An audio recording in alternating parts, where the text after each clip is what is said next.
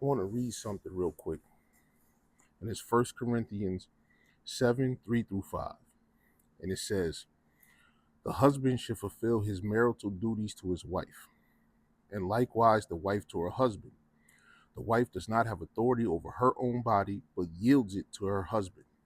In the same way, the husband does not have authority over his own body, but yields it to his wife. Do not deprive each other, except perhaps by mutual consent for a time, so that you may devote yourself to prayer. Then come together again, so that Satan will not tempt you because of your lack of self control. This points out how sex within marriage is the opportunity to give oneself to your spouse. Many look at sex as an opportunity to receive rather than to give, but God designed sex in marriage as a way to serve one's spouse.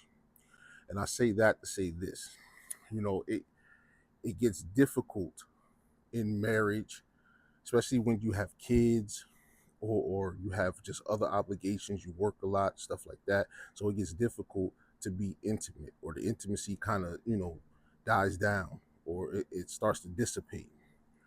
And when that happens, it's easy to drift apart. And you don't want to drift apart, you want to drift together, you want to drift towards oneness with your spouse. So what I'm saying is prioritize being able to speak to each other about sexual frustrations, and normalize being able to speak to each other about your sexual frustrations. And you have to be humble enough, you have to be honest enough to receive your partner's frustrations with grace and with understanding. And I think if you do that, I think so many doors will open up. If you can humble yourself, and you can swallow your pride to be able to have those conversations, those tough conversations within marriage about sex and sexual frustrations, then I think that your marriage will be in a better place. Stay blessed.